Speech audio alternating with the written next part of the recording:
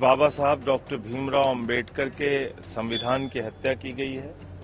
नहीं, वक्फ bill pay जो है बहुत लोगों को शिकायत है। अगर सत्ता में आए तो उसे बदल देंगे। बिल्कुल अनकॉन्स्टिट्यूशनल बिल है। बहुमत आने का मतलब नहीं है कि हर चीज का ज्ञान आप ही को है।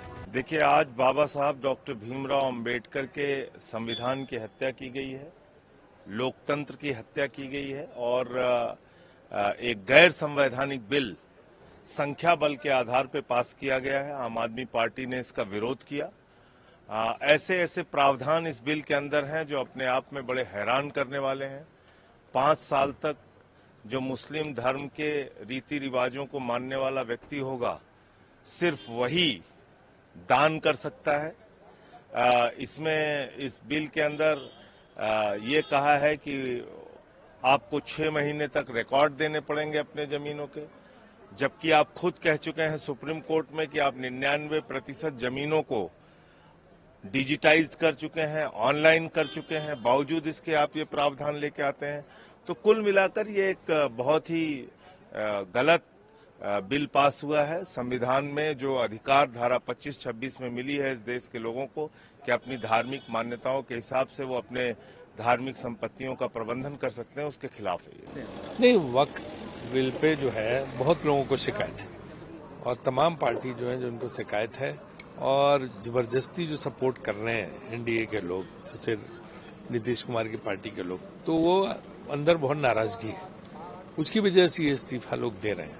इसका भारी नुकसान बिहार में लोगों को होने वाला है। देखिए, हमारा विचार है कि ये पोलराइजेशन के लिए, समीकरण बनाने के लिए, अपनी असफलताओं से ध्यान हटाने के लिए आज बहुत साफ हो गया। जिस तरह वो बोल रहे थे, सत्ता पक्ष अपनी बात रख रहा था, तो उसके इरादे नेक नहीं है।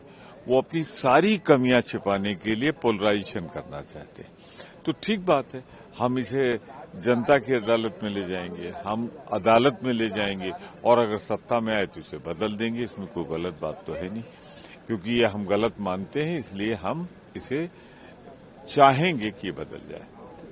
क्या देखो, पारित तो हो गया है और बहुमत इतनी ज्यादा भी नहीं है। 128 उनके पक्ष में और 95 हमारे पक्ष में, और इससे साफ जाहिर है कि काफी संख्या में लोगों ने इसका विरोध किया और इसकी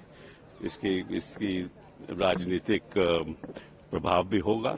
खासतौर पर अभी बिहार में इलेक्शन होने वाले हैं और वहां मैं समझता हूं कि ऑपोजिशन को फायदा भी होगा।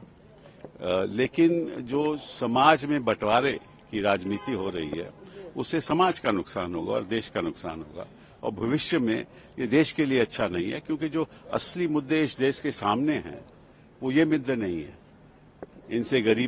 इससे पारित होने से गरीबी नहीं हटेगी, रोजगार नहीं मिलेगा, बेरोजगारी नहीं खत्म होगी और शिक्षा और स्वास्थ्य के संदर्भ में महिलाओं के लिए कुछ नहीं होगा। तो ये तो एक समझ लीजिए एक राजनीतिक षड्यंत्र है। किसी तरीके से ये रोज के रोज अब चर्चाएं होंगी, वक्फ की संपत्ति के प्रति विवाद पैदा होगा, रोज के रोज उसके बारे में अखबार में होगा, फिर डिबेट होगी और ये चलता रहेगा और उनको ये समझते हैं कि इनको फायदा हो जाएगा, तो इसीलिए उन्होंने किया ये सब। कहना यही है कि ये तो बुलडोज हुआ है और जिस तरह फार्म बिल्स पे बुलडोज हुआ था किसानों के लिए, उसी तरह ये बिल भी मेजॉरिटी के जोर पे तो पास हुआ है, लेकिन इसका विरोध करना जारी रहेगा। मैम, जो सरकार बार बार ये तर्क दे रही है कि रिलीजियस प्रैक्टिस में कोई छेड़छाड़ नहीं किया जाए, कोई दखल अंदाजी नहीं होगी, सिर्फ मैनेजमेंट जो है प्रॉपर्टीज का उसमें तो उसकी देखभाल होगी, आपको लगता है कि ऐसा संभव है? ये संभव नहीं है और ये तो सीधा सीधा जमीनों पर नजर है, क्योंकि ये जमीनें तो वो है जो हमारे पूर्वजों ने दान दिए हैं रिलीजियस पर्पस के लिए। तो आप कैसे कह सकते हैं कि ये खाली एडमिनिस्ट्रेटिव है? ऐसा हो नहीं सकता। वक्फ बोर्ड भी रिलीजियस ही बॉडी है, क्योंकि वो पूरे रिलीजियस प्रोसीजर्स का नियंत्रण रखता है। इसलिए ये बोलना ठीक नहीं है, ये इनका कहने का एक तरीका है। मैम, आपको लगता है कि एक लीगल ऑप्शन अब खुला होना चाहिए कि सुप्रीम कोर्ट में इसको चैलेंज? ये बिल्कुल अनकॉन्स्टिट्यूशनल बिल है और जरूर सुप्रीम कोर्ट पे चैलेंज होगा और सुप्रीम कोर्ट से स्ट्राइक ऑफ पे हो जाएगा।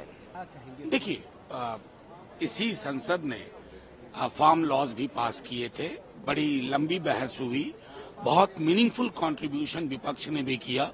सत्ता पक्ष के साथ दिक्कत क्या है ना, जो कि मैंने अपनी बातचीत में भी कही, कि बहुमत आने का मतलब नहीं है कि हर चीज का ज्ञान आप ही को है। एक संजीदगी, एक बड़ा हृदय दिखा करके आप पूरे डॉग विसिल को आधार बना करके जो करने की कोशिश कर रहे थे, वो कतई उचित नहीं था। फिर भी आपने संख्या बल अर्जित करने की कोशिश की, हालांकि वो भी बहुत अच्छा संख्या बल तो राज्यसभा में नहीं है अगर वो इंट्रोस्पेक्शन करें। लेकिन हम ये कहेंगे कि अभी भी लोगों के अंदर जो मन में असंतुष्टि है नागरिकों को, अगर उसको दूर नहीं किया तो इसका हश्र फार्म लॉज की तरह ना हो।